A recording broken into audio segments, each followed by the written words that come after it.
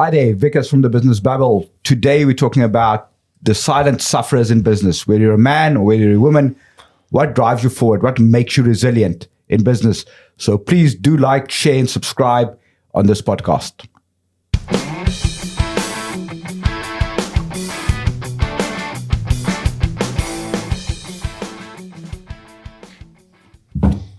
So the volume checks are up. Well, let's hope so. Is the microphone close enough to your face? I feel like I'm swallowing it, just like All the a banana. all the tech difficulties we go through. So interesting discussion we're having previously before we actually started recording. The resilience factor, we hear that a lot, how people get through things and still stay on their journey, but let's delve a little bit deeper into the makeup of a man. Yes, I said a man. It's a man I'm talking about. We talked about the difference between women and men in business, and women, they're the pros and cons for them, and obviously through premenopause, menopause state, and the feelings that they're going through and the feelings that everybody else feels around it. But sometimes what we overlook is the feelings of a man. Have you ever seen the intro into the book Men Are From Mars, Women Are From Venus? And the guy's got these two brains. And the way he describes it is men have boxes, okay? And men can only have one box open at a time. Oh, yeah. And the boxes can't touch, okay? And you put it back into the box and then you open the next box, okay? So therefore, a man can sit and watch TV while the food is burning and the house is burning down. The man just watches TV because it's in that box, unless he's alerted. Where the woman's brain is wired completely differently, because she can cook, she can have a conversation, she's checking things out, and it's that differences in people. So there's a very interesting clip I want you to Google and look at it. It's called Not About the Nail. Okay? Not about the nail. Not about the nail. Okay, so just go Google that clip and try and understand the differences between men and women. Okay, but today we're talking about men, because some men are natural problem solvers. Okay, they fixers. Okay, Generally, that's the case. And is that necessarily a bad thing? I know this might be controversial, but is that necessarily a bad thing? It's not. I don't think it's a bad thing. I mean, if you can be in touch with your feelings and surrounding conversations where you could just be logical and you could say that step-by-step process, but you've also got to have that empathy and make sure you're listening and all the other stuff that comes with it. However, when you're dealing with your partner and they've got an issue, already you're thinking about a solution. Yeah. And again, how many times have you heard them? I'm just offloading. Well, go and find a friend. I don't want you to solve it. I just want you to listen. I just want you to listen. You go, that's a head scratcher for a lot of men. So but I think that clip. That's exactly what that clip is about. But then you think, what is it like? I mean, again, we're not decrying women or anything, but we're talking about men here just now. Walking in an entrepreneur's footsteps, a business owner that is a man for a week. What things he say? He's a family man. He's a father. He's a husband. He's a brother. He's a husband. He's a friend.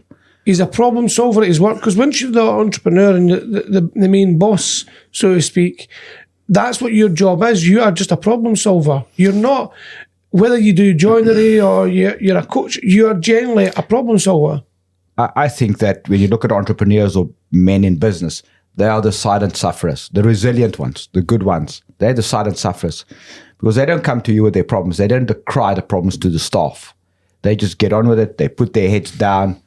They might not necessarily wear their heart on their sleeves, but they get the job done. They're resilient. When was the last time you cried?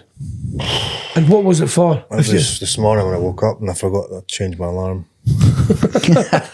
But generally, I've felt over a period of time that I'm getting more emotional. That's and it's age. It's age thing. I mean, don't get me wrong. I'll talk to my brother about this, and he'll cry at animals getting hurt. Human beings, he knows that is. He doesn't cry as much for human beings, but animals. And I don't know if that makes him a sociopath or what. But I've been finding myself getting more overwhelmed in the last wee while. Just getting that little bit of frustration, but. There's a switch in my head. I don't know if it's that PMA, positive mental attitude. It comes back in because it's been repeated over a long period of time. So it's like my go-to when things are getting a bit overwhelming and you either want to fight, punch something, or shout. So that's the thing is when you have you ever seen somebody get a panic attack? Yeah. Have you seen that? Have you seen so you get different degrees of panic attacks, and I'm learning about that because my daughter's a paramedic, and it's really, really interesting to see the different treatments they have. But a panic attack could debilitate you. It could actually take everything. And I think it's when situations become overwhelming and there's just so many things competing for your attention. You don't know where to focus. You go into fight or flight mode and you become paralyzed with fear and you don't know what to do and you become overwhelmed. And what do you do then? How do you power through that? Because it's easy to say, I'll just power through it. Man up, put on your big boy pants. And it's not rational thinking at that Absolutely. stage. At that it's easy point, to say, just like, take yourself Absolutely. and have a minute, but it's not rational because it's real to you. Yeah. It's real when you wake up at 4 o'clock in the morning crying in the shower because you don't know how you're going to be paying your mortgage, or what are the people going to think about me when I fail. That's real, okay? But those are also real noises in your head. I think a lot of people say about writing things down, what you're good at, what do you want to improve on, and you have all these goals and missions and plans and targets, and they all serve a purpose to a point. They've all got a positive impact, but there's some simple wee traits that you can do to get yourself through things. Like it's the power of distraction when you're going through. I like to think a panic attack. Pinching yourself, pinching your hand, going underneath your arm. That's a really sore bit to pinch your arm because it's neurological as well. Sorry, on that, take Nando's triple extra hot peri sauce. You just put it in the top of your mouth. You put it because it releases endorphins. It burns the hell out of you. You're thinking, what the hell am I doing? But it distracts you. It's little things like that a trick. One of the things I say to you is if you really want to start doing that, 42 days, write down 3 things that you're thankful for every single day. 3 things in your life and 1 thing in your business. Okay. So it sounds like so simple, but you can't repeat anything. So the first couple of days is easy. I'm thankful for running water, thankful for heating, thankful for food on the table, thankful for my wife, thanks for my kids, cars. And then after 7 days, you run out of things to be thankful for. Then you really need to start thinking, what am I really thankful for? Because you've got a lot to be thankful for, yet we're thankful for so little. And that's just a mindset. It teaches your mind because your mind is a tool like anything else. So when I ask you, when you drive to work, do you drive the same road every day? Never. Michael? Pretty much. Why? Well, it's the quickest way to get in. So it's the quickest way. Have you ever driven to work and thought to yourself, how the hell did I get here? Oh, that was my older days. I used to drive to Glasgow and Edinburgh and I'd get there and go, I've overtaken cars and everything going. I don't remember any of that, but I know I've done it. Yeah, so that's muscle memory. So it's exactly, your mind is a muscle. You need to train it and you need to retrain it, okay? Do you know what's interesting? Because my mobile phone doesn't pick up where I'm going. But everybody else says, 30 minutes to your destination. My phone goes, where the fuck are you going today? And I'm like, you like to keep it guessing. Because I'm more aware of it. I'm more aware of habits.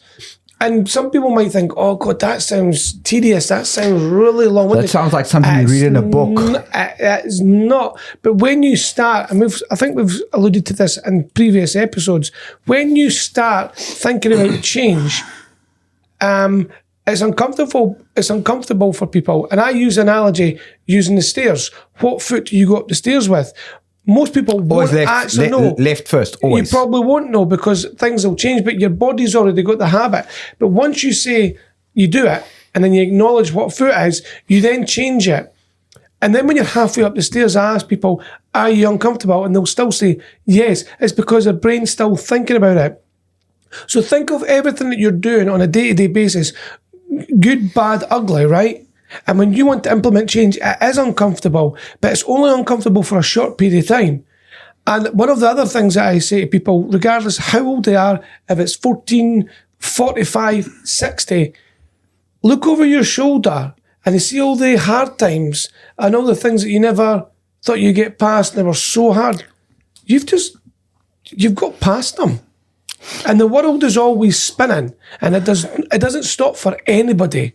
No, it's it's a motor. It's keeping going. It keeps going. It doesn't stop for anybody. And when you realise that you're very, very lucky to be on this planet. Yes, you've got your ailments. Yes, you've got your mood swings. Yes, you're up and down like a bloody yo-yo. That's life. But if you really want to control it, get on the gravy train, but then start figuring out how you can direct in the right way. The gravy train, the one that's up and down, maybe the wrong analogy, but you are in charge of how you feel. You can't help what other people do to you, but you can always be in control of how you respond to things and what best serves you on your day-to-day getting up in the morning. Three things you can tell yourself every morning. Sports, what you fill your body with. You choose how to feed your body. You choose if you're going to go for that run. You choose who to speak to. You choose to get upset by somebody said a flippant word and it was in your brain and you were thinking about it all night. You choose to do what you're doing. So take control and figure a way around it. And that's your thoughts. Your thoughts create your feelings. 100%. So that's just changing the thoughts. If you're going down a path, just change the thought process on it. So some profound words. You can't stop the birds from flying over your head, but you can stop them from making a nest in your head. I tell you about the Chinese emperor that sent his most trusted emissaries across the world to find the one universal truth. So it doesn't matter what happens in the world, this thing stays true. And after 27 years, they start coming back one by one and they give him something and he goes, no. Till the last one comes back, like 50 years later, old man. He goes, I found the one universal truth, emperor. And he goes, what's that? And he goes, this too shall pass. This too shall pass. So often when you're in the thick of things, and I'm not saying it's very easy to sit, but when you're in the thick of things, okay, it becomes very difficult to see that too shall pass.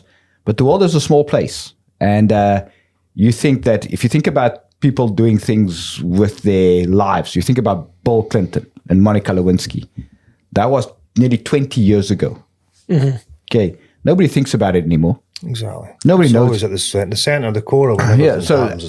At the time, it was the eye of the storm. Now, and that becomes more prevalent when times are hard and your business is about to fail because you think people are judging you. You think that you're a failure. I think it's very interesting because if you're in America, they don't consider you a success until you failed at least 2 or 3 times, until you've taken your business into bankruptcy at least 2 or 3 times. Mm-hmm. And I see that a lot. I see that people are afraid of debt. Here, people think that if your business has debt, it's a bad thing. Okay? You should be debt-free. It's not really, because when the bank looks at you, the bank goes, can I really trust him to borrow money? So start with small amounts and pay it off. And then the bank goes, I can trust this guy. But debt is a good thing. And it's that mindset shift that you're responsible for your thoughts, you're responsible for your feelings. 90% of what happens to you, you've got no control over. But you've got control over how you respond. Mm-hmm. And if you don't take the time to take a breath and you're controlled by your feelings, you're going to make an emotional response. And every single time, that is the wrong response. Mm-hmm. Every single time. I think you need to take time out. Like, if you can, it's not easy, but as a learning that you can switch off and just, it doesn't matter what's going on. Like, it's going to be there in the morning. So absolutely, you can have sleepless nights, and we've all been there. But you want to just make sure you can take time to be, in the moment, be with your family, be whatever it is you're doing, and not be worrying about all the stuff that's been going on. And I think you find that the answers come in these times rather than when you're consumed yourself with all the problems that's going on. Dude, so is tech a good thing or a bad thing? These mobile phones, are they a good thing or a bad thing? Just depends. I mean, I know they can get, again, consumed with all that.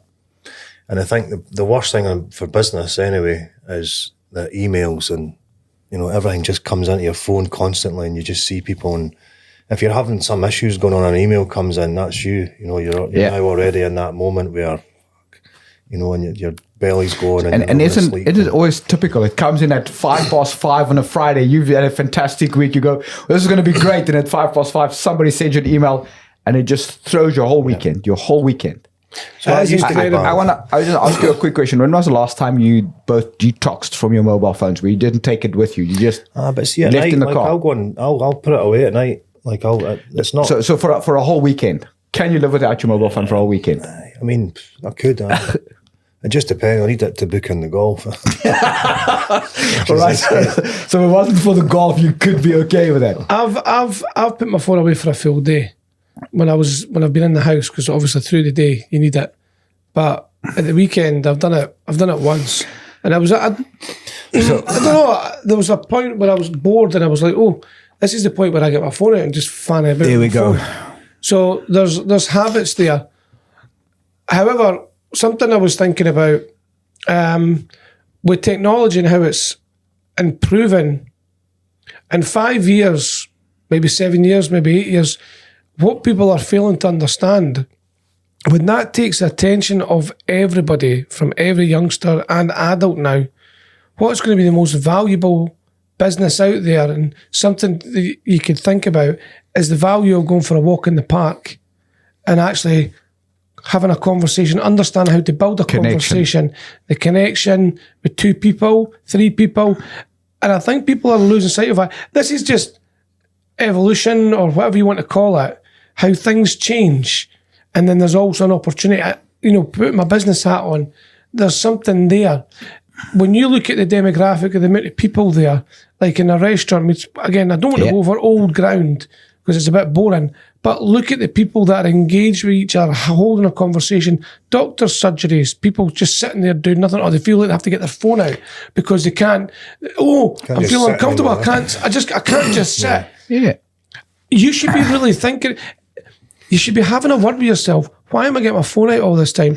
Why not just sit there in the peace and quiet, or even look to your left, to your right, have a conversation? Here's one for you. If you really want to try and do something different, why don't you do something you've never done before and go and speak to a stranger? And the best thing you can do is give the gift to them. So say morning, say afternoon, I love your jacket. Oh, I love what you're wearing. That looks really nice. Because remember, no matter what shit you feel that you're going through or how you're feeling, you can make someone else feel absolutely amazing by just acknowledging them. And in return, selfishly, it'll give you a bit of dopamine rush. Just by doing that. Everybody has got a massive gift, and I keep saying this, we've all got a gift. And the simple one is, we can actually just open our mouths and use that instrument that we've got, our voice. Use it. Just use it, and it'll best serve you. And you can really use well. it for good, or you could use it for evil. You could use it for good, or you could use it for bad. Well, yeah. It's your choice. I think there's just a very, very small minority in the world that are horrible. I just think, that it's a small minority, but with social media, everything else that's there, they consume the negativity and amplify it. Where what happened to spreading the love and the good?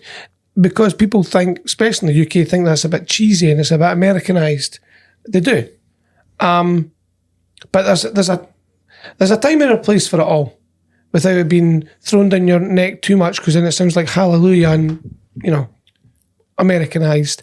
But I think just, don't know, making me really, really think about this deeply. It's a hard one, okay, because you say a true thing. We're so connected. So I've got this thing now that after 7, my phone's gone.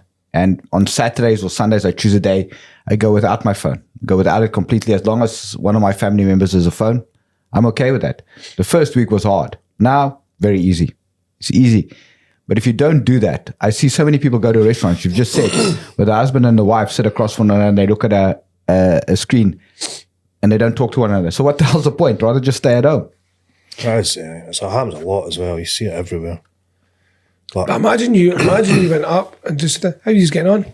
How you guys doing? How you doing? Do you know what? Even if someone has a banter, go up and pretend that you know them and just watch them trying to figure out who you are. That's fun. Listen to me. That could go right or wrong very horribly. So my brother and I, we share very similar characteristic traits and personality traits. And I'm sitting in a restaurant with my wife one day, and this woman walks across and she gives me a big hug and she goes, oh, how are you? How are you? I've never met her. I don't know who the hell she is. My wife looks at me and I can see this is going to be very difficult. I go, I don't know who she is.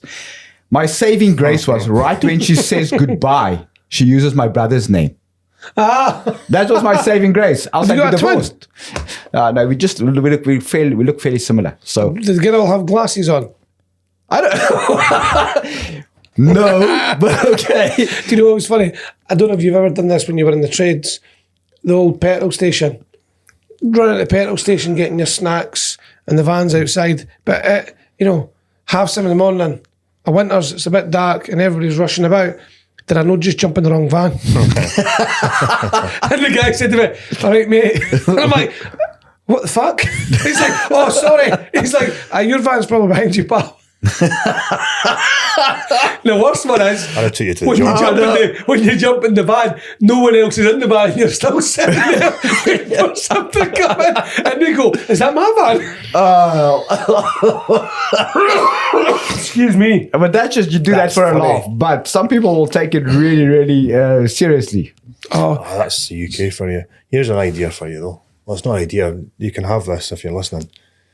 If you've got a restaurant or a bar, have some, the cards, like, you have them, what's that thingy for humanity kind of cards? Cards of Humanity. Aye. Aye. But some, like, if you've got customers that are on the phone, just go up with a set of cards that have got questions that they can ask each other. And a That's really relationship good. plan. And just go there. Have you seen that or just come up with that? No, just thinking about it there when you were talking. No, that's a great idea. You should have patented it. There's places in the States where you put your phone in a lockbox and you lock it. Yeah. And the first one, it's starting to catch on. It's like a gimmick. The first one to take his phone, the first one pays for dinner, that type of thing. So it's catching on more and more. We did that when we were out in the capital. There was a most of 6 of us, and there's a couple that's well known for being on the phone quite a lot. I went, right, phone's on the table, turn them over.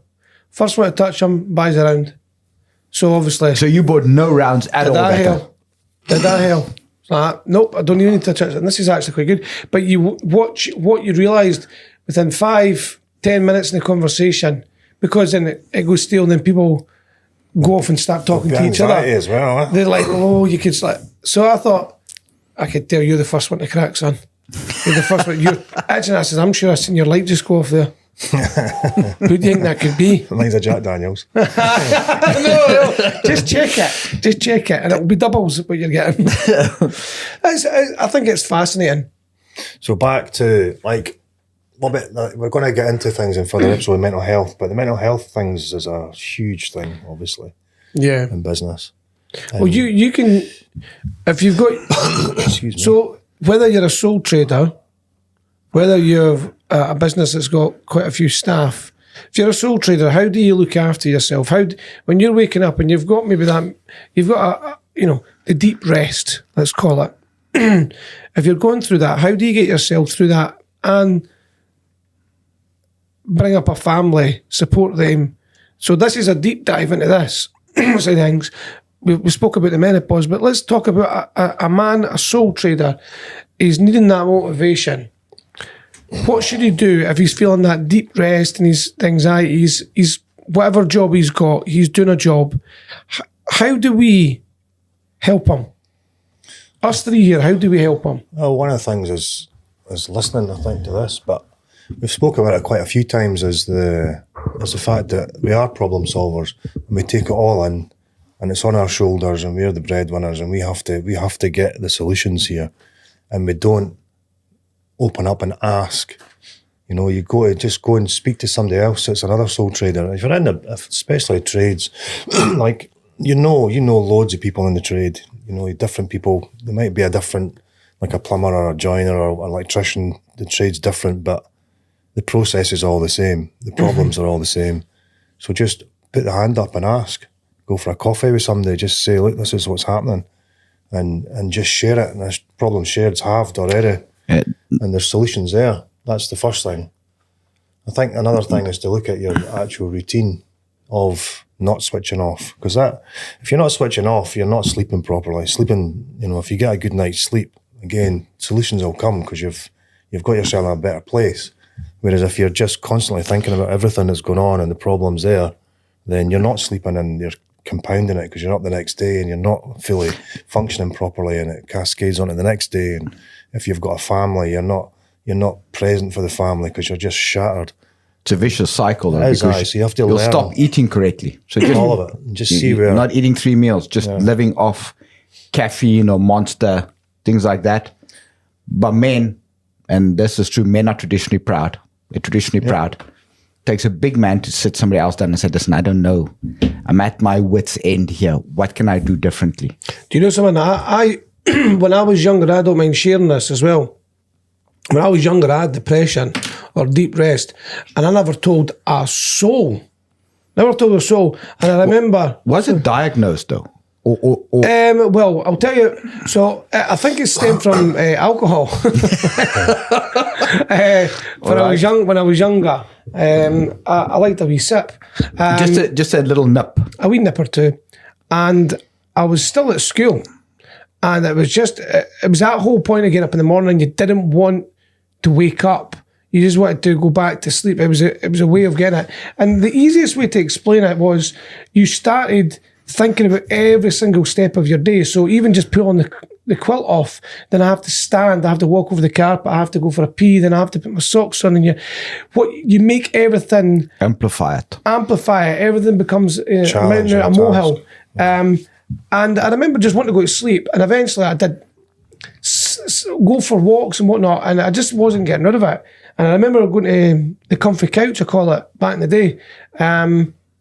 Lie down and talk about your thoughts. And whether the girl did the right thing or not, I actually said that. Did she just give you a hug? I said that, no, she said, you shouldn't do that, you shouldn't do this, and you shouldn't do this. And then I stopped and I went, listen, I'm not going to be fun. I'm not being funny, but I think you're more fucked up than me. You're thinking about this far too much. And I left the clinic, and it's the first time I ever had an authentic, genuine smile. And I thought, right. So I felt amazing. It was the first time that I felt normal. I was like, because I forgot what normal was. Yeah. And fast track, a few months later, I started not worrying about it. I was just getting over everything. It was brilliant. And I had that for probably about the best part of a year. Okay. So I was really withdrawn from a lot of people. And then I remember, back to this conversation about talking, I was down in Cardiff with my mate, Derek, and I was sitting there at the pub, and this whole overwhelming feeling came on me. And I went, here you are. And he went away to the toilet. It was just me and him. And he came back and I went, right, in my dialect, what I normally talk, I was like, right, shut the fuck up. I need to tell you something. Years ago, I felt like this and did that, and I wanted to kill myself. I was that bad, but I was too frightened to kill myself, but I was that close. And he went, what the fuck? I went, just shut up, let me talk. And I just let it all out. And you know what happened? It was like, it just went. Now, I'm not saying that works for everybody, but it's certainly a starting point and a helpful tip for people. And I have never, ever been frightened of feeling like that, because I know if it ever comes back, I know my body, my mind is just changed. But the reason why I'm saying it is I could change, and I'm not the most smartest in the room, but I know who I am. I cry, I use all my emotions, and it's great. But I know when something's not best serving me, and I know you need to make a sudden shift. And it's building up that mental strength. Yeah, so it's hard when you're in the thick of things. It is hard. Yeah. Because when you're in the thick of things, you don't see it. You don't see it. It's like when they always say you don't see the forest, you just see the trees. And you're right, because you're stuck in the thick of things. But you're the only one that can help yourself. Okay, you're really the only one that can help yourself. What are you doing differently? Because lots of people profess that they love change. I see it all the time. We go, no, I'm okay with change. Deep down, we are terrified of change. We are terrified of change. We don't like change because it's fear of the unknown. And we want to control the future. We want to control our own destiny. See, when you said love, there you go. Love yourself. Just love yourself. When was the last time you gave yourself a hug? so do this, Michael, switch to the big camera. What does a hug mean by to yourself? Sorry. Let me just show you. When was the last time you just did this? And just said, I am enough. I'm okay. You're giving yourself a hug. Hey, hug yourselves. Michael, hug yourself. I don't need to physically do this feels like we're in an American camp. And there's a fire. We're warming ourselves. But things like that, it's things that if you think it's Americanized, if you think it's cheesy, but it is conversations in your head. Yeah. That's where it starts. It's those conversations in your head that you need to get out. And just by telling yourself, damn, you're a gorgeous looking guy. You might not be, but it's how you perceive yourself. DDG. An old Drop friend, dead gorgeous. Yeah, an old friend of mine once said, I'd never forget this. He says to me, because we were talking about public speaking and the fear of public speaking, and he goes, you know what you should do? Older gentleman, and I'd forever be grateful. He goes, you know what? You take off all your clothes and you stand in front of that mirror naked He goes, you just stand there and you look at you with all your imperfection. You just start talking to that person in the mirror. He goes, it's either good for your self-confidence or bad, depending on where you are. But the principle about it is you're flawed. We are all flawed. None of us are perfect. All of us have got hang-ups. All of us have got closets. All of us have got secrets. All of us have got deep pits. You're not alone. I promise you, you're not alone. Everybody goes through it. Some people are just better at hiding it than other people. And the question is just, what are you going to do about it? And you will know this, Johnny, is if not you, then who? If you're not happy, who do you expect to make you happy? Do you expect that the Ferrari parked in the parking lot will make you happy? The big house, the best house in town would make you happy. Fancy trips, it's a void. It's temporary. What makes you happy? You need to figure yourself out. And you know how long it takes to figure yourself out? Your whole life, 80, 90, 100 years. Some people get there quicker because they become a lot more comfortable in who they are. Most people live behind masks. Most people live behind masks. But men are the silent sufferers because we don't talk about our feelings. I come from a generation where it's not okay for men to cry. Where I cry, my son cries. We cry about a lot of things. It's a generational thing. You're getting better at it. It's allowing men the freedom to say that's not okay. Your feelings matter. My dad never cried. Nah, he stuck down, did what he needed to do. Yeah. And that's a generational thing. We need to break that cycle. But men, not all men, but most men, they suffer in silence. They get up, they're a provider. They do what they need to do for their families. And they go to bed or they don't go to bed. They worry us. Do you know the difference between meditation and worry? You're going to tell us? Yeah. It's actually the same thing. So when you meditate on something, you're thinking about something positive, you're replaying it in your mind. Meditation is the positive, worry is the negative. And you can worry all you want.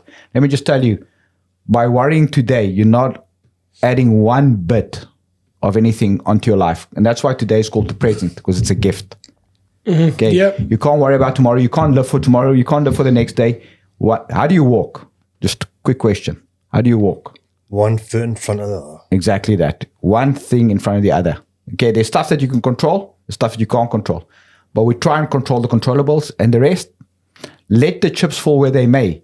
But we don't want that, because that means that we're out of control. That we can't plan. And it's scary.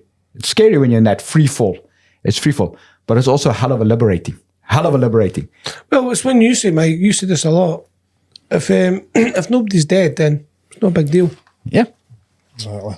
If you got the drive and determination, you'll find a way around things. You'll pivot. You'll change. You'll start thinking outside the box. You'll start talking to other people.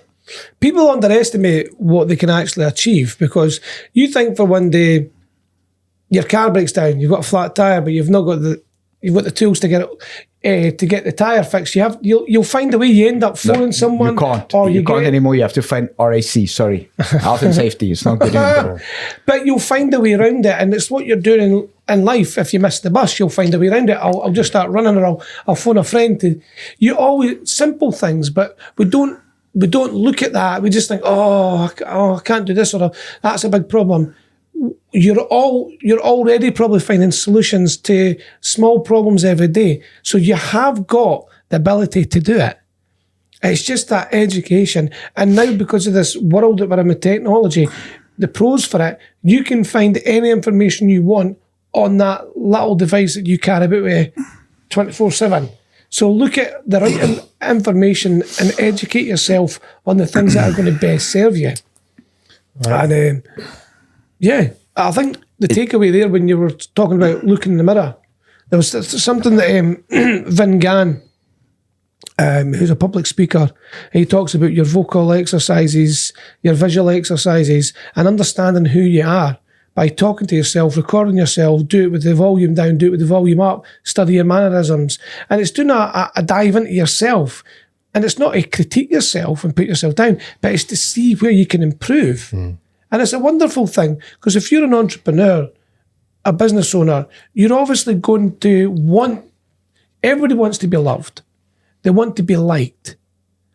And if you can see what you're showing off, because you're on that education, when you're going to networking events, you want to be the best version of yourself, but you need to know what the best version of yourself is.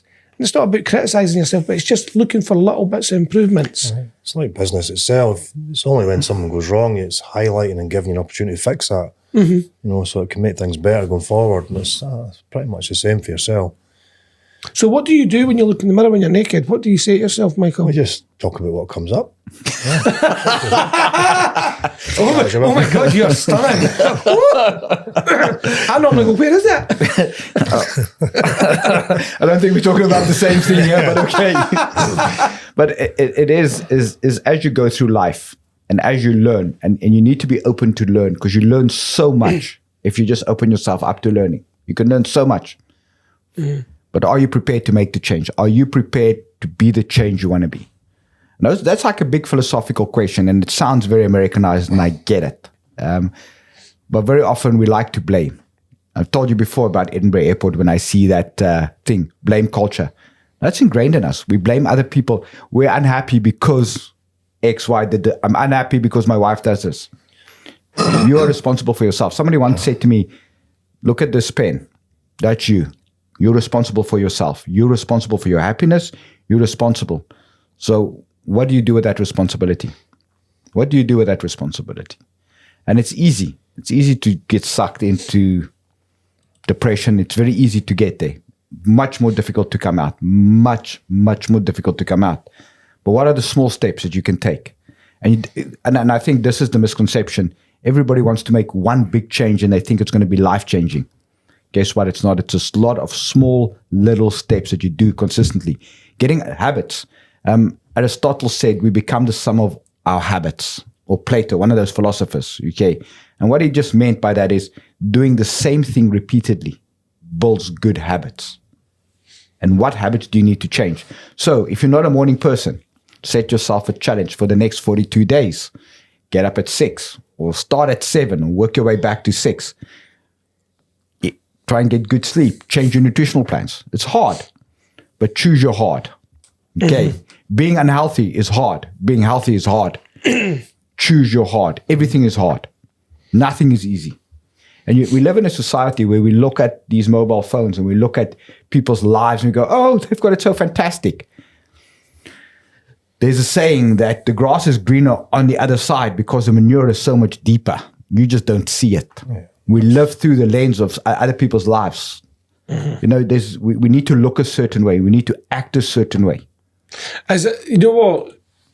Delving into that part, and I know exactly what you mean, and I'm sure all the listeners understand what you mean by that. A simple story behind that is when you're meeting new people and you're building up that rapport, you realise after 20 minutes, 30 minutes after you've discussed about what they do for a living, you talk about family, talk about mortgages, houses, cars, and then you realise, like, you're going through pretty much just the same stuff as I'm going through. And that's the relatability. We're all going through the same stuff, but we have this wee glossy mag. Yeah. But just forget about that.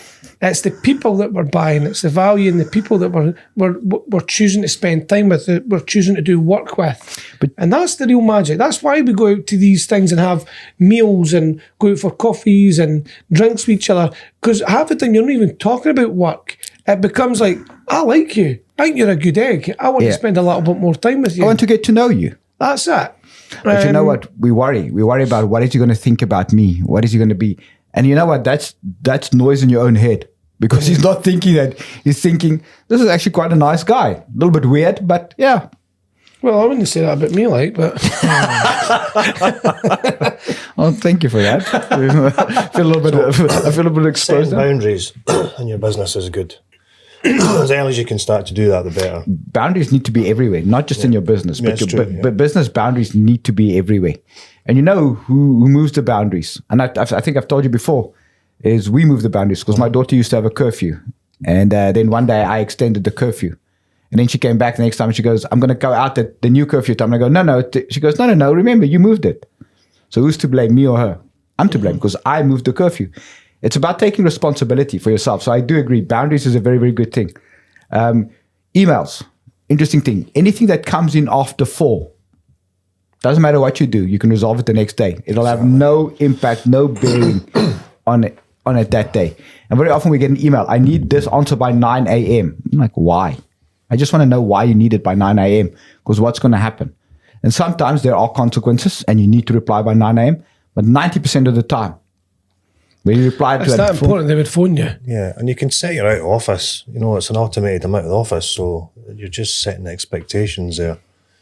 You know, business hours, you can have your phone messaging given your business hours so that they know that you've finished. And, you know, people very quickly will just, the expectations there that you're just not going to answer. 100%, Mike. We talk about small little habits. Okay, so small little habits is like when you're working on something, let's just say you're doing a spreadsheet. Okay, do you leave your email open or do you close it?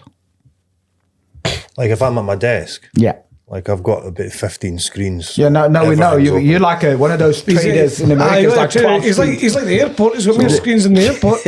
But I'm very, very good at switching off. Never used to be, because as a learning, you teach yourself. And I know it's in startup phase, it's difficult because you are constantly, you know, and there's a lot of excitement behind it, but that then changes into it has some hard work. And you're 24/7 because you catch yourself answering an email at 11 o'clock because you feel you have to, because you want the business. But as you start to go, these are the boundaries that if you can get it earlier, it's obviously the better. But you just start to try and rein this back in again. Whereas I'm now, like I'm just as you're saying there. Once my time's off here, I switch off. And yeah, I just want to clarify that doesn't mean that you've got a 9 to 5 mentality. Yeah. Okay, you will still solve problems outside it, but you've got boundaries in play. You've got rules of engagement. Okay, There Right, has to be a so balance. I'm disagreeing with that. Well, okay. I understand that on the journey later on, but when you start your business, no. Startup mode. so when the startup mode, you will answer that email at 11 o'clock you're not because gonna you've been change busy that. through the day. You need to get the work in. But yes, I'm right in saying As you over grow, a period of time, as you grow, you start putting boundaries but in. you need to write those boundaries down right in the beginning, because you know what, you'll forget them. You'll forget those boundaries, and then that'll become the norm. So write down. So when we talk about goals a lot, okay, write down that and you need to make it specific. And you go, in a year's time from today, the 11th of June, I want to be able to not reply to emails at 11 o'clock at night. Now it's actually a goal because there's a time you're working towards something. Mm-hmm. In the beginning, you can reply to it. There's no right or wrong. Mm-hmm. You need to figure out your own rhythm. You need to figure out where your customers are. And you see it, like, I don't know, like I've seen it a lot over the period where you're dealing with somebody in another business and there's stuff that you're trying to get done and you've sorted out and emailed or whatever during the day. And then you see their emails and replies are all coming back at 11 o'clock because they've obviously been doing what they're doing. And I understand it, but that's where I see that needs to change. You know, it doesn't look good that you're too busy if you're emailing at 11 o'clock at night. I don't know why we've picked 11 o'clock at night, but that's a good time. It's a late time. It's a late time. From that side of things, from another business perspective, it doesn't look good if that's what you're doing anyway. And I think you also get caught up that when an email or something comes in, you feel like you have to instantly reply it, whereas the person that sent that is probably not even thinking that you're going to reply at that time. You know, you've put that on yourself to do that. But then once you've done it, that's the expectation set there that if I ping something over just now, you'll reply to it. Or she'll reply to it. So it's just setting these boundaries and being aware of them. I think it's more the awareness around it, because boundaries can change. You set them, and you make sure that they are there. But if you don't set anything, how do you know? So I suppose the big question is, what needs to change? Because change is hard. Yeah, you just look at your situation, and everybody's different, but you look at what's going on with you and really get a bit deep into it as to how you're feeling and what your business is doing to you. You know, is it making you feel all this way? Because what needs to change then? So why is your business making you feel that nervous anticipation? So what are the changes that need to be made? And it's, you know, the boundaries is one thing, and it's just changing a bit of mindset as to not consuming yourself everything as be in the here and now. You know, if you're driving to whatever, don't be thinking about all these things because you can't do anything about it. Yeah. Wait till you go back in the morning. Sounds so easy. It does, but it's doable. It is doable. I had an interesting interview with somebody the other day, and he made a comment. He goes, I've got big respect for entrepreneurs and business owners. He goes, because I tried it, and it's just not for me. Definitely not for everybody, yeah. And it's just not for me. And I think it's about figuring that out, because the world needs good people. Not everybody can be an entrepreneur, but the world needs good people. To start, to join, to build a business. There needs to be good people out there. Well, I think that's been very good. And hopefully it helps some people. I know there's some rants that we go on there and off. Well, Wicus' rants have been hitting the desk, so if you're here... So when I do this, so if I do this, then you know I'm having... Do you know another thing that I've noticed as well, just with mannerisms? So you do that, right? Yeah. And Mike and I cough. It's just the morning thing, It's morning. It's the fur ball, you should stop licking them.